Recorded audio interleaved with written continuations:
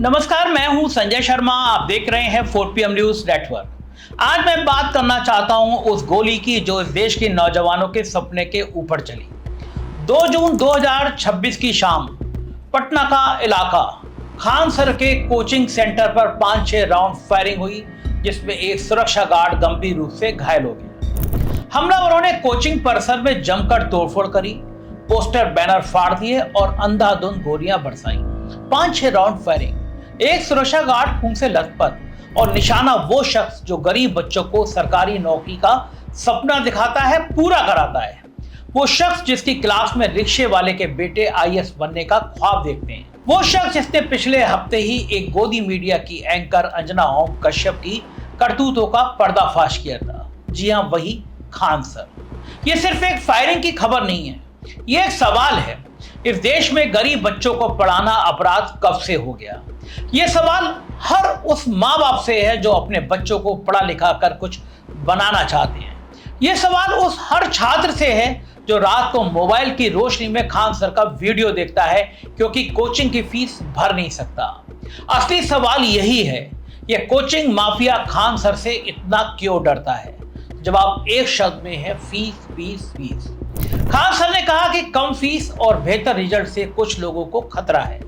हमला करने वाले पास ही के एक कोचिंग सेंटर के लोग हैं। हमलावरों ने यह भी कहा कि खान सर के कोचिंग सेंटर को बम से उड़ा देंगे। कहां है भारतीय जनता पार्टी की सरकार और कहां है भारतीय जनता पार्टी के मुख्यमंत्री जो इस तरह पटना में खुलेआम गोलीबारी हो रही है? ये धमकी पहले मिली थी, पुलिस को भी बताया गया था, फिर भी गोलियां चली।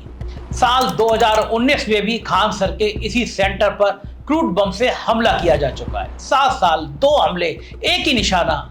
यह संयोग नहीं है, यह पैटर्न है।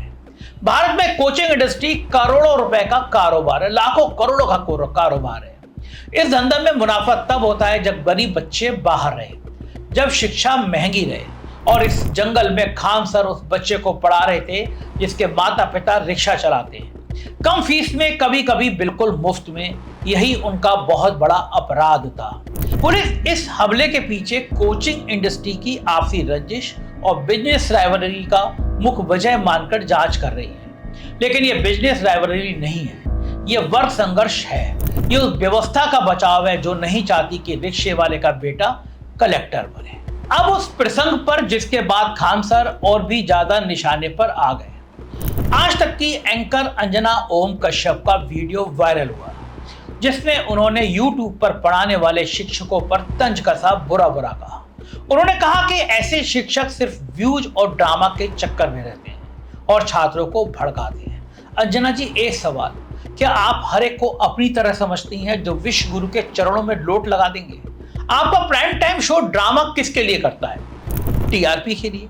आप हिंदू मुसलमान का फसाद किसके लिए खड़ा करती हैं? विश्व गुरु के TRP के लिए।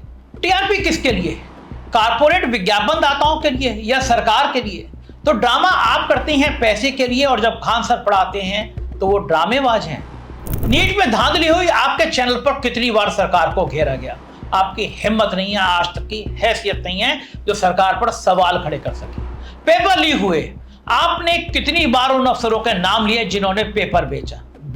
आप नाम ले नहीं सकती, आप सिर्फ हिंदू मुसलमान के फसाद खड़े कर सकती हैं। बेरोजगारी के आंकड़े इतिहास बना गए, लोग परेशान हो गए, नौजवान सड़क पर आ गए। आपने कितनी बार उन नीतियों पर सवाल उठाए जिनकी वजह से करोड़ों युवा तबाह हो गए? जवाब आप जानती हैं, हम भी जानते हैं, पूरा देश जानता है। पिछले कुछ सालों में आपकी और आपके जैसे तमाम गोदी मीडिया के टीवी न्यूज चैनलों की विश्वसनीयता पर लगातार सवाल उठे हैं। आपकी दुकान बंद हो गई है, लोगों ने टीवी चैनल देखना बंद कर दी है। टीवी पर खबरों से ज्यादा तमाशा और बहस देखने को मिलती है। दूसरी तरफ यूट्यूबर शिक्षकों ने ईमानदारी से पढ़ाकर करोड़ों युवाओं का भरोसा जीता है। यही कारण है कि आज का युवा टीवी न्यूज से ज्यादा इन डिजिटल गुरुओं पर विश्वास करता है। यही असली दर्द है। जब एक यूट्यूबर टीचर किसी बड़े एंकर से ज्यादा विश्वसनीय हो जाए तो इनकी ईगो अटकती है, जलन होती है, और उस जलन को छुपाने के लिए कीचड़ उछाला जाता है उन पर जो सच बोलते हैं। बेरोजगार युवाओं की भावनाओं को कमतर महसूस करना और उनका मखौल उड़ाना कारपोरेट घरानों की मीडिया का प्रमुख धंधा बन चुका है। और जब खान सर ने इन सवालों को उठाया तो उन्हें ड्रामेबाज कह दिया गया। जब खान सर स्टूडियो में बैठकर सीधा सवाल करे तो बहस काट दो। जब खान सर का सच चैनल को के झूठ से टकराए तो उन्हें बदनाम करने की कोशिश करो। लेकिन जनता जाग चुकी है, वो जानती है कि असली ड्रामा कहां होता है, स्टूडियो में होता है, प्राइम टाइम पर होता है, पेड न्यूज के पर्दे के पीछे होता है। अंजना जी, आपके स्टूडियो में कभी गोली चली, कभी बम फेंका गया? नहीं, क्योंकि आपसे कोई नहीं डरता। जिनसे माफिया डरता है उसी पर गोली चलती है, और इस देश में आज कोचिंग माफिया खान सर से डरता है, आपसे नहीं। घटना की सूचना मिलते ही पटना के एसएसपी, एसपी और कई पुलिस टीमें तुरंत मौके पर पहुंची। घटना के बाद धमकी पहले मिली थी, 2019 में बम फेंका जा चुका था, शिकायतें हुई, फिर भी 2026 में गोलियां चली।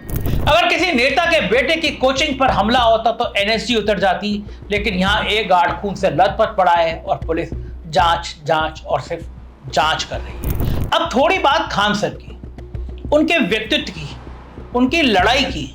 मेरी एक मुलाकात है उनसे, एक विश्वविद्यालय ने उनको और मुझे दोनों को बोलने के लिए बुलाया था। साथ साथ हम मंच पर थे, दोनों ने साथ साथ भाषण दिए। मैं नौजवानों की आंखों में उनके सपने देख रहा था, नौजवान कितने दीवाने थे। मुझे बहुत अच्छा लगा उनसे मिलकर। उनका नाम फैसल खान यानी खान सर, पटना के उसी गली मोहल्ले से उठे हैं जहां से उनके छात्र आते हैं। वो जानते हैं कि जब घर में 2 वक्त की रोटी का संघर्ष हो तो हजारों रुपयों की कोचिंग फीस देना कितना मुश्किल होता है। इसलिए उन्होंने एक अलग रास्ता चुना, यूट्यूब पर मुफ्त में पढ़ाना, करोड़ों बच्चों तक पहुंचना, और जो ऑफलाइन पढ़ना चाहे उनके लिए न्यूनतम फीस। और इसी ने उन्हें माफिया का दुश्मन बना दिया। खान सर ने कहा, हमें सुरक्षा की जरूरत है, ये प्रशासन के संभालने का मामला है। हम प्रशासन से अपील करते हैं कि वो सुरक्षा चिंताओं को ध्यान में रखें। गरीबों का भी इस शिक्षा पर पूरा अधिकार है। ये एक वाक़ पूरी क्रांति है। और जब आईआईटी और आईएम की फीस लाखों में है, जब यूपीएससी की तैयारी के लिए दिल्ली के मुखर्जी नगर में रहना ही लाखों का खर्चा है, जब शिक्षा एक व्यापार बन गई है, उस दौर में कोई कह रहा है कि गरीबों का भी हक है और उसी को गोली मारी जा रही है। इस वीडियो को देख रहे हर इंसान से एक गुजारिश है, बिहार सरकार और केंद्र सरकार खान सर को तत्काल सुरक्षा दे, जेड प्लस सुरक्षा दे। क्यों मोहन भागवत ही जेड प्लस में चल सकते हैं? उन्होंने देश पे कौन सा एहसान किया है? खान सर ने तो हजारों लाखों बच्चों को खड़ा किया है। वो सिर्फ एक शिक्षक नहीं है, वो करोड़ों बच्चों की उम्मीद है। इस हमले में शामिल सभी अपराधियों को तुरंत गिरफ्तार किया जाए, कड़ी से कड़ी सजा दिया जाए, फास्ट ट्रैक पे मुकदमा चलाया जाए। जो कोचिंग संस्थान इस हमले के पीछे, उनका रजिस्ट्रेशन रद्द हो और संगठित अपराध के तहत उन पर गंभीर धाराओं में मुकदमा चले। खान सर जैसे डिजिटल शिक्षक को सरकारी मान्यता और समर्थन मिले। ये लोग वो काम कर रहे हैं जो सरकारी स्कूल नहीं कर पाए। अब मैं सभी उन लाखों करोड़ों युवाओं से बात करना चाहता हूं जो खान सर को देखते हैं, सुनते हैं, उनसे पढ़ते हैं। तुम्हारे सिर पर गोली चली, तुम्हारी उम्मीद पर हमला हुआ। तुम्हारे सिर पर इसलिए क्योंकि खान सर पे सिर पे गोली चली, खान सर के कोचिंग पे गोली चली, तो वो गोली तुम पर चली। तुम्हारे सपनों को डराने की कोशिश हुई, लेकिन याद रखो, जो व्यवस्था गोली चलाती है वो डरी हुई होती है। जो माफिया हमला करता है वो असल में हार चुका होता है, क्योंकि जब एक शिक्षक इतना खतरनाक लगने लगे तो समझो वो सच बोल रहा है। जब एक कोचिंग को गोली से बंद करवाना पड़े तो समझो वो कोचिंग जीत रही थी, करोड़ों नौजवानों के दिलों को जीत रही थी। और दिल को जीतना बहुत बड़ी बात होती है। खान सर ने भी कहा था, गरीबों का भी शिक्षा पर अधिकार है। ये वाक़ क्रांति है और हर क्रांति पर पहले गोली चलती है, लेकिन इतिहास गवाह है गोलियां विचारों को नहीं मारती।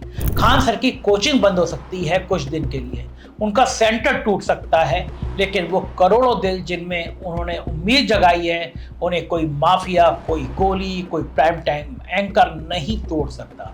खान सर जिंदाबाद, शिक्षा व्यवस्था जिंदाबाद, इस देश के नौजवान जिंदाबाद, हर उस बच्चे की उम्मीद जिंदाबाद जो गरीब घर में पैदा होकर भी आईएएस बनने का सपना देखता है। ये देश तुम जैसे गरीब, हिंदुस्तान के गरीब और बहादुर नौजवानों का है। जय हिंद।